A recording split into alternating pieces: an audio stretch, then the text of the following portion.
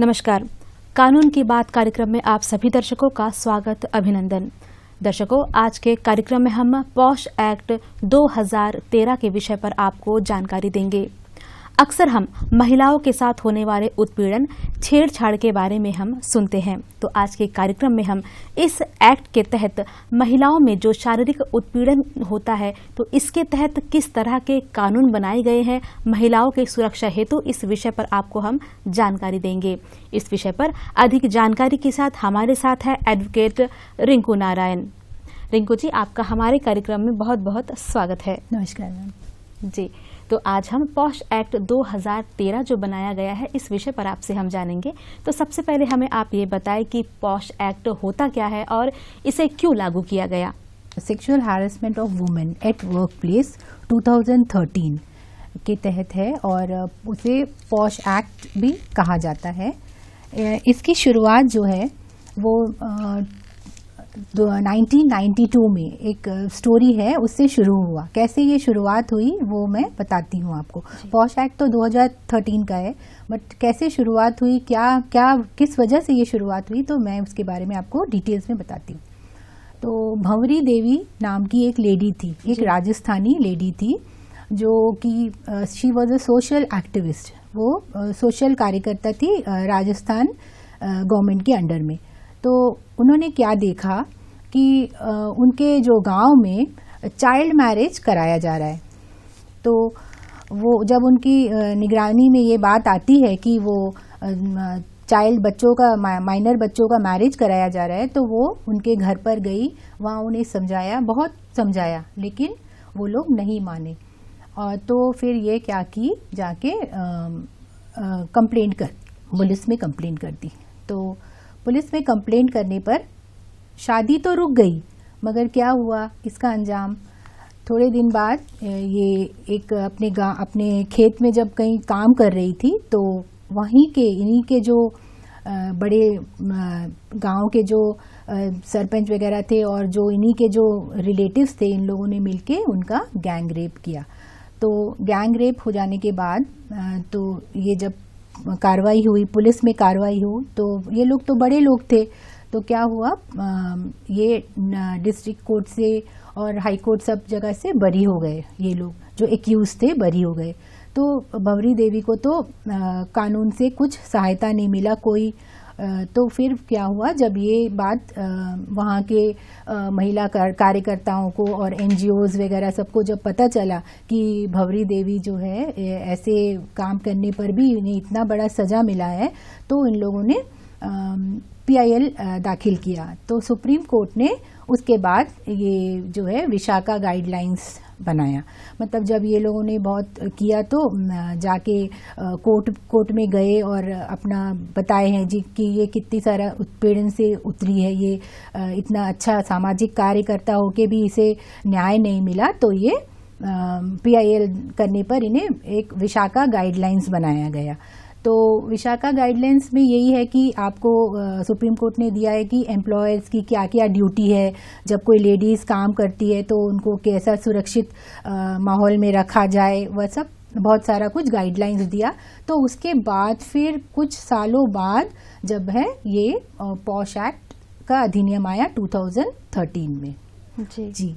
ये posh act बनने के पीछे इतनी दर्दनाक कहानी है या ये सच्चाई कहे? जी, आज तक भी उसे वो नहीं मिला, मतलब कानून से कोई मदद। लेकिन यही है कि ये गाइडलाइंस हो जाने के बाद फिर अभी ये जो एक्ट जो है यही एक बना है, ये एक बहुत बड़ा रेमेडी है। मतलब उनके वजह से ये एक एक्ट बना है, पॉश एक्ट बना है। जी। तो रिंकू जी, जो है इस एक्ट के तहत जो महिलाओं के साथ कई तरह के जो शारीरिक शोषण होते हैं, छेड़छाड़ होते हैं, उत्पीड़न होता है, कई तरह के जो बुरे चीज़ें जो उनके साथ में होती है, तो इसके अंतर्गत किस तरह की चीज़ें आती हैं? जी, तो ये इसमें जो है सेक्सुअल हैरेसमेंट अगर हम एक्सप्लेन करें तो देखिए हमारे कानून में इसमें जो इसके प्रियम्बल में, ये एक्ट के जो प्रियम्बल जो बनाया हुआ है उसमें ही लिखा है कि protection of women from sexual harassment at work place, मतलब उनको प्रोटेक्ट करना है, वो दिया है। तो अभी हमको कॉन्स्टिट्यूशन ने क्या राइट दिया है, हमें कॉन्स्टिट्यूशन ने क्या राइट दिया है, आर्टिकल 14 है, 19 है, 20, 21, जो हम लोगों को क्या है, we have the right to live, we have the right for equality, for education, we have the right, सब सारा राइट हम लोग, we have the right to work, हमारा जो अपना हम जो चाहते हैं जैसा हम कहाँ काम करें, तो सब कुछ हमें कॉन्स्टिट्यूशन ने राइट दिया। लेकिन ये राइट जो है ये इन्फ्रिंज हो रहा था, ये मतलब हमें नहीं हो, महिलाएं क्या कर रही थी, मतलब वो सोच रही थी चलो अभी हम इतने दूर काम करने जाना है तो पता नहीं मेरे साथ क्या होगा, तो यही सब सोच के फिर ये जो ये कानून बना है ना। तो तभी अभी सेक्सुअल हैरेसमेंट का डेफिनेशंस में अगर बताया जाए तो ये इसके अंतर्गत 5 आती है, 5 एक्ट है जो मतलब इसके अंतर्गत ये है। फर्स्ट इज फिजिकल कांटेक्ट, तो पहला है फिजिकल कांटेक्ट, सेकेंड है एनी आपका कुछ मेकिंग ऑफ एनी सेक्सुअल, आपसे पूछे सेक्सुअल फेवर, ठीक है, making colourful remarks, showing pornography, मतलब आपको कुछ उटपटांग चीज दिखाना, आपके ऊपर कुछ बातें करना, देखो कैसे कपड़े पहनी है, ये ऐसे दिख रही है, वैसे दिख रही है। और लास्ट में एनी अदर रिमार्क्स, मतलब कुछ भी जो उनके फेवर में नहीं है, एनी अदर अनवेलकम कंडक्ट, जो भी उनकी शोभा के लिए नहीं हो रहा है, तो वो ये सेक्सुअल हैरेसमेंट के अंतर्गत आता है। जी। देखा जाए तो हम सुनिए तो बहुत छोटी चीज़ें लगती है, पर उससे हम जब बीतती है हम पर तो ये बहुत बड़ी चीज़ें हैं जो हमारे अधिकारों का उल्लंघन है। जी। कि कोई अगर ज़बरदस्ती हमसे कुछ गलत बातें करता है, कुछ गलत चीज़ें देखने के लिए हमें प्रोत्साहित करता है, हाँ, उकसाता है, जबरदस्ती करता है, तो ये भी एक हिंसा के अंतर्गत आती है। जी। और सपोज जैसे कि आजकल जो हो गया है ये मतलब एक तो फिजिकल है, फिर रिटर्न है, जैसे फिर आजकल ईमेल है और व्हाट्सएप है, ये सब ऑनलाइन है, तो ये सारे भी आपके ये सेक्सुअल हैरेसमेंट के भीतर में ही आते हैं। जी। तो रिंकू जी, आपने बताया कि जो पॉश एक्ट 2013 है, जो कार्य क्षेत्र में जो महिलाओं के साथ दुर्व्यवहार या हरासमेंट के मामले आते हैं उसके लिए बनाए गए हैं। तो कार्य क्षेत्र के अंतर्गत निजी कार्य क्षेत्र होते हैं, सरकारी होते हैं, गैर सरकारी होते हैं, तो किस तरह के कार्य क्षेत्र के लोग इसमें सम्मिलित हैं? जी, तो ये वर्क प्लेस के अंतर्गत जो पब्लिक प्लेस जो जैसा आता है, आप इसको ले लीजिए, मेडिकल इंस्टीट्यूशन हुआ, एजुकेशनल इंस्टीट्यूशन हुआ, हॉस्पिटल्स, कॉलेजेस, बैंक, कोई भी office, government office, any organisation, any multinational company, कोई भी कंपनी जहाँ भी ये जो लड़के और लड़कियाँ ऑफिस में जो वर्क करते हैं, ये जहाँ पे जो लड़कियां और लड़के दोनों एक संग मिलके काम करते हैं, ये पब्लिक प्लेस जो भी है ये वर्क प्लेस पे आता है। इवन आपका जो डोमेस्टिक हेल्पर, जो घर पर आपके डोमेस्टिक सर्वेंट जो होते हैं, उनके ऊपर भी ये पॉश एक्ट लागू होता है। सपोज उनका जो मालिक है वो उनके संग बिहेवियर ठीक नहीं है या कुछ गलत दुर्व्यवहार कर रहा है, तो वो भी इस सेक्सुअली हैरेसमेंट के अंतर्गत ही आता है, ये वर्क प्लेस आ जाता है, क्योंकि वो वहाँ पे काम कर रही है, वो लेडी वहाँ पे काम कर रही है। जी। तो यही है वर्क प्लेस बोलने से। ये मेडिकल, सपोज कोई अपना काम के लिए अगर कोई लड़के लड़कियां मिलके कहीं सफर कर रहे हैं, कहीं बाहर होटल्स में गए हैं, कोई जगह मीटिंग ऑर्गेनाइज हुआ है, रेस्टोरेंट में बैठे हैं कहीं पर, मतलब उस वजह से वो अपने कार्य क्षेत्र में गए हैं वो काम से, तो वो भी वर्क प्लेस में ही आएगा, वो भी वर्क प्लेस में ही आएगा। अगर वो काम के लिए बाहर गए हैं, उस ऑफिस के अंतर्गत लेके बाहर अगर काम करने के लिए गए हैं, तो वो भी वर्क प्लेस में ही आएगा। जी। तो वर्क प्लेस से जुड़ी कोई भी महिला बाहर हो, किसी के घर पे काम करती हो, उसके साथ दुर्व्यवहार आता है, तो ये सारी चीज सेक्सुअल हरासमेंट के अंदर आते हैं। जी। तो रिंकू जी, एक महिला पीड़ित है, उसके साथ कुछ गलत हुआ है, दुर्व्यवहार हुआ है, तो ऐसी पीड़ित महिला अब आगे बढ़ना चाहती है, तो उसका पहला कदम क्या होना चाहिए? जी, उसे कंप्लेंट करना होगा। कंप्लेंट आपको जो है वर्बली नहीं, नो वर्बली, आपको रिटर्न में कंप्लेंट करना होगा। रिटर्न में आपको ये कंप्लेंट करना होगा, लिखित वे में। अगर सपोज वो नहीं कर पा रही है लिखित में, तो अपना कोई का किसी और वर्कर का हेल्प ले और कोई एम्प्लॉय का हेल्प ले सकती है। और अगर ये कंप्लेंट लेके विद इन कितने दिन 90 डेज, विद इन 90 डेज के अंदर आपको ये जो इंसिडेंट हुआ है आपके साथ सपोज, तो विद इन 90 डेज के अंदर आपको जाके कंप्लेंट देना होगा। जैसा दो कमेटी है, या जैसे इंटरनल कंप्लेंट कमेटी आईसीसी और लोकल कमेटी। आईसीसी कमेटी जहाँ पे जैसे हमारे जो ऑफिसेज है जहाँ 10 से ज़्यादा लोग काम कर रहे हैं, तो गवर्नमेंट ने कहा है कि वहाँ एक इंटरनल कंप्लेंट कमेटी बनाना है, लेकिन ऐसा बहुत जगह नहीं है। कुछ एक लोग इसको कर रहे हैं, लेकिन सब जगह ये चीज़ लागू नहीं है। और लोकल कमेटी, जैसे कि अभी ये डोमेस्टिक सर्वेंट है, ये कहाँ जाएगी?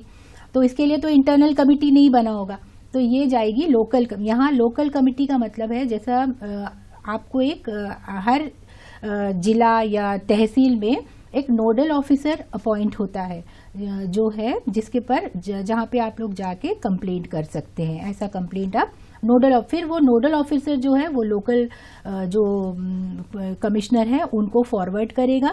अगर वो देखता है कि हाँ वो सही, सब कुछ सही है, तो फिर उनके ऊपर कार्रवाई होगी।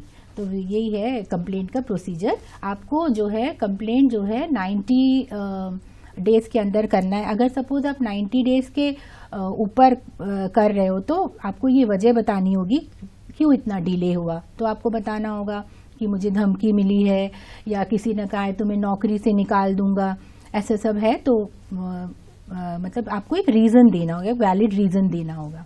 जी जी जी। तो रिंकू जी, ये तो आपने लोकल कमेटी के बारे में बताया, तो जो कंप्लेंट कमेटी है, इंटरनल कंप्लेंट कमेटी, ये किस तरह से काम करता है? इसके क्या क्या काम होते हैं? एक पीड़िता की जो मदद की जाती है, इसके बारे में बताइए। जी, इंटरनल कंप्लेंट कमेटी जो है उसको फॉर्म करने के लिए आपको 4 मेंबर की ज़रूरत होती है। 4 मेंबर।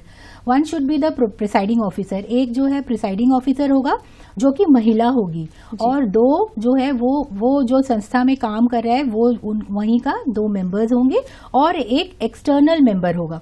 वो एक्सटर्नल मेंबर जो है जो बाहर से आएगा, सपोज वो कोई एनजीओ से, कोई ऑर्गेनाइजेशन से है, कोई मतलब जिसको ये महिलाओं की लॉ के बारे में जो जानकारी रखता हो वो, और जो प्रिसाइडिंग ऑफिसर है वो भी ये लेडीज लोगों को डील करती है। तो ये 4 मेंबर में जो है 2 मेंबर आपको लेडीज होना ही होना है।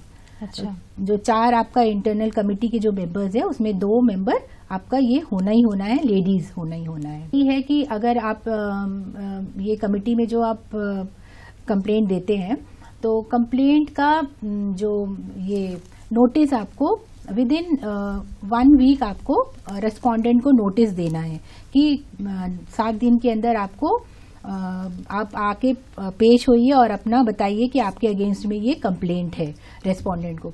फिर उसके बाद ये देखने के बाद फिर 90 डेज के अंदर आपको जो है ये सारा इंक्वायरी करके आपको रिपोर्ट देना होगा। जो मेंबर है ना, आईसीसी कमेटी है, उनको रिपोर्ट देना होगा। किसको? एम्प्लॉयर को रिपोर्ट देना होगा। तो एम्प्लॉयर क्या करेगा, वो रिपोर्ट को रख के फिर 60 डेज के अंदर में उनको मतलब कार्रवाई करना होगा। क्या ये मतलब जो रिपोर्ट आया उसके बेसिस में क्या सही है या फॉल्स है, उसके बेसिस में आपको कार्रवाई करना होगा। जी जी। तो रिंकू जी, अभी आपने हमें सेक्सुअल हरासमेंट के अंतर्गत किस तरह की जो चीज़ें आती हैं, किस तरह के व्यवहार आते हैं, इस बारे में बताया, और इंटरनल कमेटी, लोकल कमेटी के बारे में बताया। पर कभी कभी लोग क्या है, ये जो अधिकार हमें दिया गया है, जो सरकार की तरफ से, कानून की तरफ से जो मदद महिलाओं को की जा रही है, इसका दुरुपयोग भी किया जाता है, जिसे हम फॉल्स कंप्लेंट भी कहते हैं। तो ऐसी स्थिति में क्या होता है? फॉल्स कंप्लेंट, अगर आपका इंक्वायरी हुआ और पता चला कि जो है आपके अगेंस्ट में, रेस्पोंडेंट के अगेंस्ट में कोई एविडेंस नहीं मिला, कोई प्रूफ नहीं मिला कि ये फलाना ने ये किया है, तो मतलब पता चल रहा है कि ये जो कंप्लेनेंट है वही ठीक नहीं है। अगर ऐसा पता चल रहा है तो फिर आपके अगेंस्ट में फिर कार्रवाई होगी। अगर आप सपोज कंपनी में, आपको कंपनी से निकाल देंगे या आपको डिग्रेड कर देंगे, आपका पेमेंट जो है वो कम कर देंगे, तो वो सब हो सकता है अगर आपने कभी फॉल्स कंप्लेंट किया है तो। जी जी। तो रिंकू जी, जो कार्य क्षेत्र में जो महिलाएं आते हैं उसके लिए जो है ये पॉश एक्ट 2013 जो बना हुआ है, पर जो गर्ल्स हैं, जो विद्यार्थियां, जो लड़कियां हैं, वो जो या कॉलेज की बच्चियां हो गई या हायर स्टडीज कर रही हैं, उनके साथ अगर ऐसा कुछ गलत होता है तो वो भी इसके अंदर शामिल होती हैं। तो 18 इयर्स के अंदर तो पॉक्सो है ना, ये तो पॉश एक्ट जो जहाँ पर वुमेन्स जो काम करती है अपने कार्य क्षेत्र में वो उसके लिए एट वर्क प्लेस, ये जो सेक्शन है ये वर्क प्लेस है, लेकिन दिया ही हुआ है ना, sexual harassment of women at work place. Okay, हाँ जी। तो रिंकू जी, आपने सेक्सुअल हरासमेंट के अंतर्गत किस तरह की चीज़ें आती हैं आपने बताया है। तो जो एक महिला एक ऑफिस से जुड़ी हुई है, कार्य करती है, तो वहाँ पे जो एम्प्लॉयज़ है उनकी क्या जिम्मेदारी है, उनका व्यवहार कैसा हो? एम्प्लॉयर की जो ड्यूटी होती है ना, एम्प्लॉयर्स की ड्यूटी भी का भी सेक्शन दिया हुआ है ये एक्ट में जी। इसमें है कि जो एम्प्लॉयर है उसे अवेयरनेस प्रोग्राम कराना होता है, अवेयरनेस प्रोग्राम कराना होता है ऑफिस में कि फलाना है, ऐसा है, अगर वुमेन्स के संग छेड़छाड़ किया जाए तो क्या हो सकता है, ये सारे प्रोग्राम्स तो कंडक्ट करने होते हैं। तो मतलब करने से अच्छा होगा, जानकारी मिलेगी एटलीस्ट। फिर जो डिस्प्ले करके रखना होता है आपके ऑफिस के एक आध रूम में या फ्रंट रूम में डिस्प्ले करके रखना होता है कि क्या करने से क्या होगा, फिर क्या सज़ा है उसमें, आपको कितना पनिशमेंट है, ये सारा कुछ डिस्प्ले करके रखना होता है। और जो है जो ये इंटरनल कंप्लेंट कमेटी है जो उनके लिए बराबर जैसा एक रूम दिया जाए ताकि वो वहाँ पे अपना कमेटी फ्रेम करे, और उनको जो मिसलेनियस एक्सपेंडिचर जो एक ऑफिस वर्क के लिए है वो सारा कुछ दिया जाए। ये जानकारी, ये सब कुछ एक एम्प्लॉयर का ड्यूटी है, ये सब करके रखना चाहिए। जी रिंकू जी, आपने इंटरनल कमेटी के बारे में हमें बताया और जो लोकल कमेटी है इस बारे में बताया, तो हम चाहेंगे कि आप जो हमारे दर्शक, हमारी जो महिलाएं हमें देख रही हैं, तो वो उन्हें अब बताएं कि इस कमेटी में कितने मेंबर्स होते हैं, कितने तरह के लोग बैठे होते हैं, किस तरह की बातें उनसे की जाती है, प्रश्न पूछे जाते हैं, ताकि कोई पीड़िता महिला जाए तो वो सहज महसूस करे, महफूज अपने आप को समझे। इसमें ऐसा है कि आप अगर पीड़िता जो है इंटरनल कंप्लेंट कमेटी के पास जो है वर्बली अपना बात ना रख के एक रिटर्न में दे। सपोज वो ऐसी पीड़िता है कि वो जा नहीं सकती है या उनको कुछ तकलीफ है, तो वो अपने किसी रिश्तेदार या अपने कोई फ्रेंड्स के हाथ से भी कंप्लेंट दर्ज करा सकती है, और उसकी कार्रवाई तो इंटरनल कंप्लेंट कमेटी को करना ही है। वो तो कंप्लेंट का लिमिटेशन है आपको विदिन 30 डेज, आपको अगर आपका जो इंसिडेंट हुआ है उसके 90 डेज के अंदर आपको ये कंप्लेंट दाखिला करना है जाके। अगर आपने कुछ देरी कर दिए तो आपको क्या करना है, आपको डिले का रीज़न बताना है कि क्यों आपको डिले हुआ है, क्या रीज़न है। अगर आप बता रहे हैं कि किसी ने आपको धमकी दी, आप घबरा गए थे, आप नहीं बोल पा रहे थे, या आप डर गए थे, जो आपके संग जो भी हुआ है घटना, आप डर गए थे, तो वो सारा रीज़न आपको पूरा इलैबोरेटली लिख के आपको कमेटी को पहुंचाना होगा। आप नहीं भी आ सकते तो किसी के थ्रू पहुंचाना होगा। तो ये इन कमेटी का काम है, ये 90 डेज के अंदर, ये 7 डेज के अंदर जो रेस्पोंडेंट है, जो एक्यूज है, जिसने ये किया है काम, तो उसको 7 डेज के अंदर नोटिस भेज के उनको बुलाया जाए। तो 7 डेज के अंदर अगर वो आते हैं तो फिर इनका काम है 90 डेज के अंदर इनको इंक्वायरी करना, गवाही करना, आपको इकट्ठा करना, एविडेंस वगैरह, पूछताछ करना, इनका संग क्या हुआ, ये सब होने के बाद में जब अगर उन लोग का एक फाइंडिंग होता है उसको 90 डेज के अंदर आपको एम्प्लॉयर को देना है। आप कोई कंपनी में हो तो आपको एम्प्लॉयर को देना है। तो फिर वो एम्प्लॉयर का काम है आपको ये 60 डेज के अंदर आपको, मतलब वो और क्या इम्प्लीकेट करेंगे और क्या उसको, और वो जो एम्प्लॉय जो काम कर रहा है उसके संग में वो क्या उनको करेंगे, वो चीज़ उनका ऊपर है। अगर सपोज पीड़िता देख रही है कि वो एक्यूज्ड जो है, रेस्पोंडेंट जो है वो छूट गया है या उसके ऊपर कोई कार्रवाई नहीं हुई है, तो वो फिर उसको कोर्ट में लेके जा सकती है। सपोज एम्प्लॉयर खुद ही जिम्मेदार है, अगर वो खुद ही ये सेक्शन में अगर फंसा हुआ है तो डायरेक्ट आप लोकल कमिटी में कंप्लेंट कर सकते हैं और या तो आप कोर्ट जा सकते हैं। तो अगर एम्प्लॉयर, क्योंकि और अगर आप देख रहे हैं कि जैसे अगर कोई पीड़िता देख रही है कि मेरे अगेंस्ट में इंटरनल कमिटी कुछ नहीं कर रहा है, इंटरनल कमिटी, कंप्लेंट कमिटी मेरे अगेंस्ट में जो है कार्रवाई ठीक से नहीं कर रहा है, तो आप जो है ये कोर्ट जाके फिर लेके आएंगे। तो फिर कोर्ट केस अगर होगा तो आपकी बदनामी होगी कि देखो फलाना ऑर्गेनाइजेशन में ऐसा हुआ, इन लोगों ने ये नहीं किया, तो आप भी डिफेम होंगे, तो उसका क्या हश्र होगा। तो वही है, अगर पीड़िता कोर्ट में जाएगी तो वो बराबर उसको न्याय मिलेगा। वही जी जी। तो रिंकू जी, कोई पीड़िता है, कंप्लेन कर चुकी है, अब वो किसी कारणवश इस कंप्लेन को वापस लेना चाहते हैं, ऐसी स्थिति में वो क्या करे? हाँ, ये भी एक प्रोसीडिंग है, ये इसमें कंसिलिएशन में आता है। सपोज कुछ छोटा मोटा नोक-झोंक हो गया, कुछ हो गया, तो मतलब वो सोच रही है, बाद में सोच रही है मैंने क्यों कंप्लेंट कर दिया, छोड़ो ये, इसको छोड़ो, ऐसे करके वो अगर वो चाह रही है कि मुझे मैं सेटलमेंट कर लूंगी, तो वो इंटरनल कमिटी को जाके एक लेटर देती है, फिर वो दोनों को बुलाया जाता है, फिर उन लोगों दोनों से बताया जाता है कि देखिए आप लोग दोनों ऐसे ऐसे हुआ है, तो अभी आप उसका रिपोर्ट देते हैं। पहले दोनों को एक एक कॉपी पकड़ाते हैं कि चलो आप लोगों का जो है ईच ऑफ यू, मतलब आप लोगों ने सेटल कर दिया है, म्यूचुअली आप सेटल हो गए, एक एक कॉपी दोनों को दिया जाता है और वो वहीं का वहीं वो इंक्वायरी खत्म हो जाती है। अच्छा। ये है जी। जी। और मैम, कोई जो महिला है, किसी पुरुष पर ऐसे ही कार्यक्षेत्र पर उसके साथ दुर्व्यवहार होता है, ऐसा कुछ होता है, वो इस तरह ही कंप्लेन करती है और वो दोषी पाया जाता है, उसके बाद सजा के तौर पर क्या किया जाता है? सजा के तौर पर उसका जो कंपनी वाले उसको डिग्रेड कर देते हैं, नीचे कोई दूसरा पोस्ट में दे देते हैं, या तो वो कंपनी से उसको हटा के दूसरा कोई जगह भेज देते हैं, या उसको निकाल भी देते हैं। तो वो कंपनी के ऊपर है, वो क्या उसके ऊपर सजा दिया जाए। जी।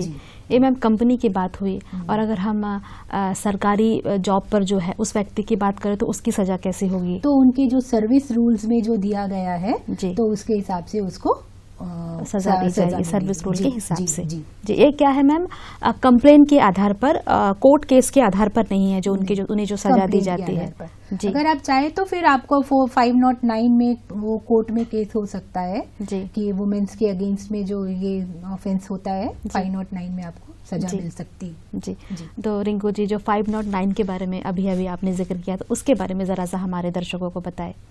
यही वो वुमेन्स के अगेंस्ट में अगर कुछ गलत होता है तो ये प्रावधान में जा सकते हैं। तो रिंकू जी, जो महिलाएं हैं जो ऐसी स्थिति से गुजरती है, उनके साथ कुछ दुर्व्यवहार, छेड़छाड़ या अन्य किसी तरह के मामले आते हैं, ऐसे समय में वो महिला जो है मानसिक तौर पर बहुत परेशान होती है, दुखी होती है, परिवार के तरफ से भी कुछ लोगों को सहयोग मिलता है, कुछ लोगों को नहीं मिलता है। तो ऐसे में महिलाओं का संयम कैसे रखे, धैर्य कैसे रखे, इस बारे में बताएं। जो महिलाएं जो होती है थोड़ा ऐसे नरम दिल की तो होती ही है। तो आजकल तो हम अगर सपोज ये ऐसे कानून तो महिलाओं के लिए बना ही हुआ है कि अगर आपके ऊपर कुछ ज़्यादा उत्पीड़न है तो वो आपको पुलिस में भी आप जाके कंप्लेंट कर सकते हैं, है ना। महिलाओं के लिए अभी बहुत सारा अधिकार है, वुमेन सेल है, और आप कुछ कंप्लेंट देना चाहते हैं तो वन स्टॉप सेंटर भी है, बहुत कुछ है महिलाओं के लिए आजकल तो। जी। तो रिंकू जी, अब हम चाहेंगे कि आप जो हमारी महिलाएं, जो दर्शक हमें देख रही हैं, पॉश एक्ट 2013 से अगर वो जुड़ना चाहते हैं, आज के कार्यक्रम से उन्हें बहुत कुछ सीखने मिला होगा, तो आप ऐसी महिलाओं को क्या संदेश देना चाहेंगे? मैं यही कहूँगी, जो पॉश एक्ट जो है वो आप इतना ढीला ना समझे, खेल ना समझे उसे, क्योंकि जो एक्ट जो है वो यहाँ पे इतना नहीं लागू है। लेकिन अगर आप कुछ गलत कर रहे हैं एक वुमेन के अगेंस्ट में, तो वो आपके अगेंस्ट, आपके ऊपर बहुत सारा कार्रवाई कर सकती है। तो महिलाओं को ये जानकारी ज़्यादा नहीं है, तो यही मैं लास्ट में महिलाओं को यही कहूँगी कि इससे यही संदेश दूंगी कि पॉश एक्ट जो है उसको आप खेल में ना लें। जी। जी। तो रिंकू जी, आज आप हमारे कार्यक्रम में आए और पॉश एक्ट 2013 के विषय में इतनी जानकारी दी। मैं समझती हूँ कि जो हमारे जो महिलाएं जो हमारे दीपों के हमें देख रही हैं, उन्हें आज बहुत कुछ जानने और सीखने मिला होगा। आज आप कार्यक्रम में आई, इसके लिए आपका बहुत बहुत धन्यवाद। Thank you. तो दर्शकों, ये थी जानकारी पॉश एक्ट 2013 के विषय में। आज हमने जाना कि छेड़छाड़ की श्रेणी में, सेक्सुअल हरासमेंट की श्रेणी में किस तरह की चीज़ें आती हैं, किस तरह से कमेटियां बनाई गई हैं, इनसे जुड़कर हम कैसे अपने अधिकार को पा सकते हैं, कैसे हम न्याय को पा सकते हैं। आशा है आज के कार्यक्रम से आपने बहुत कुछ सीखा, आप जागरूक हुए होंगे और अपने आसपास के लोगों को भी जागरूक करेंगे। आज के कानून की बात के इस अंक में बस इतना ही। नमस्कार।